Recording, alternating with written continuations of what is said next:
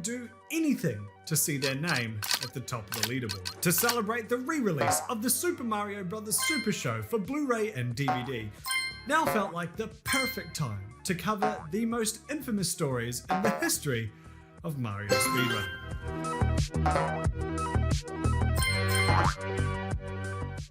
If you're into speedrunning, you clearly love going as fast as possible in order to outrun those intrusive thoughts. And mate, I've got just the game for you. Warframe is a cooperative free-to-play online action game available on PC, Xbox Series X, PS5, Nintendo Switch, and Samsung Microwave. If you like the idea of flinging your supple, squishy body around a massive open world on a roguelike time-looping adventure, then you're going to love Warframe's newest, freest update, the Deveri Paradox. From the very second you open Warframe.exe, you can hop into the Deveri Paradox and join the Drifter on their gritty sci-fi quest to escape a world that seems to transform at the fickle whim of its ruler, the Child King, Dominus Thrax, who is not a dinosaur. Is that a spoiler? Join me and 70 million other players by signing up and downloading the game using my link below. And I hope to see you in game. Thanks to Warframe for sponsoring this video. Let's go!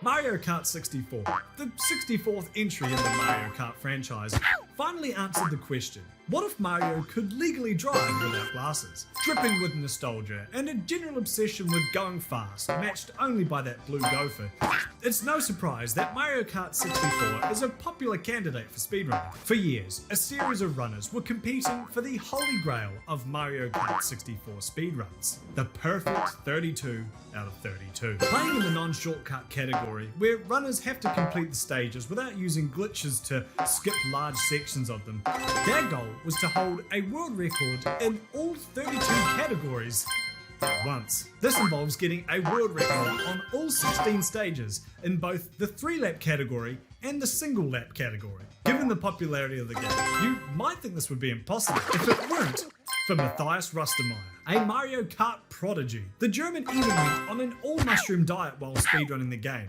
a form of method acting that he claims gives him super speed. Matthias came dangerously close to achieving the perfect 32, so a team of players formed a coalition known as the Anti-1.0 Alliance in order to prevent this. You would think a bunch of talented runners from across the world teaming up to take down Matthias would have stopped him then and there. But as we saw during those wars we held a few years back, the Germans came dangerously close to winning. I should point out that the Anti-1.0 Alliance wasn't formed out of spite for Matthias, but purely for the fun of competition. I would highly recommend that you watch Someone Assault's amazing video on the ups and downs of Matthias and the A1A Alliance. But, you know, watch all of this video first, and like and subscribe, and join my Patreon. Unfortunately, despite coming as close as 31 out of 32 records on multiple occasions, Matthias just couldn't clutch out the perfect 32. This was largely due to rival runner Dan Burbank. Dan was an especially skilled runner, but always fell just short of Matthias. With 32 different records to chase, Dan would steal one off Matthias, who would inevitably claim it back a few days later, while Dan worked on a different record in the meantime. This back and forth continued until Dan got sick of the constant game of Cat Mario and Mouse. Of the game of Cat and Mouse. Sorry. After Dan realised that he was never going to get the perfect 32 by simply being better at the game, he did the unthinkable. Since any record that Dan would set would be undone by Matthias in a matter of days or even hours, he figured that instead he would hoard his times. Over a period of 15 months, Dan would privately beat Matthias's times, lulling him into a false sense of security. Dan would still keep up appearances, dropping the occasional world record to keep Matthias busy and continue denying him the perfect 32. That was until June of 2020, when Dan dropped 17 new records. This gave him enough world records to dethrone Matthias from the #1 spot for the first time in 7 years. Dropping 17 records in one day made it pretty obvious that he'd been hoarding them, and the community was not impressed. Short of actual cheating, this is the shittiest move I've seen from the MK64 community. Dan. betrayal broke something in him. While he would continue playing for a time, a year later, he announced his retirement. The time has come for me to retire from competitive time trials because I completely lost the key value to go on: fun. Since the Unhorde in June 2020, something broke apart for me. It wasn't only my top spot in the rankings, it was so much more. I couldn't enjoy the whole effort to improve as much anymore, and what was left of our seemingly split community didn't make me feel at home, unlike all those years before. Dan would go on to be the first runner to achieve the legendary perfect 32 out of 32. This feat, which just a year earlier would have been cause for massive celebration amongst the community, received little fanfare.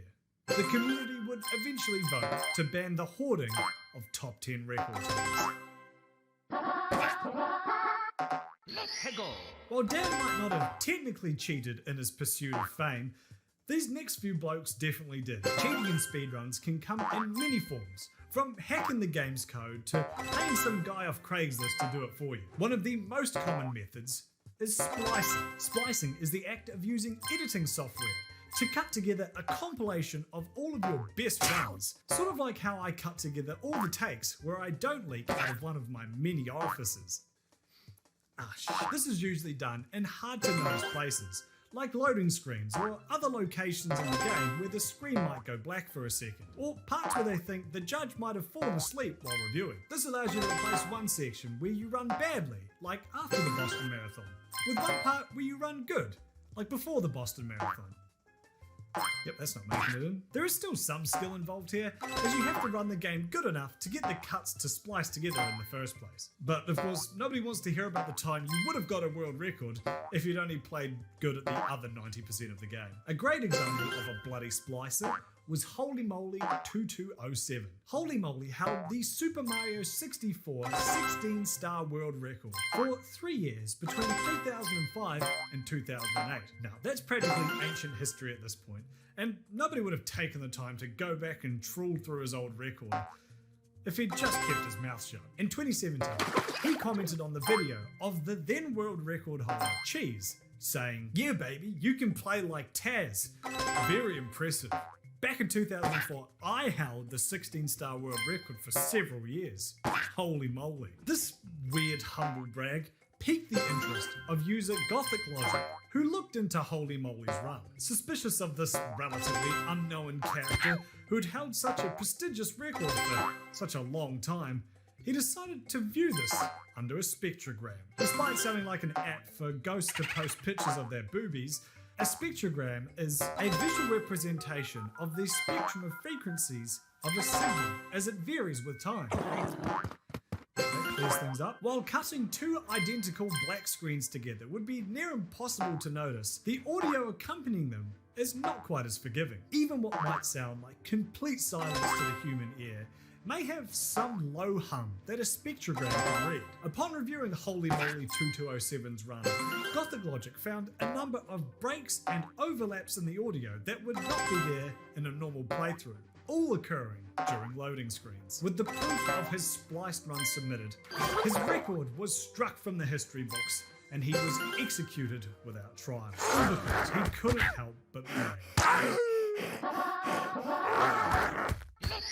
While Super Mario 64 was a sick experiment to see how few polygons they could render poor Mario in, this next game takes the pincher's cake by rendering him just one. Paper Mario, the 999-year door, would be the scene of our next crime. And the criminal? Chibi. Now, Chibi's already pretty infamous as far as speedrunners go. He was the star of the delightfully painful, I would rather it if it would be quiet clip from Summer Games Done Quick, after he invites himself onto the couch while another runner attempts to play. So confirmed Santa's number one helper is a squirrel. I would really prefer if you would be.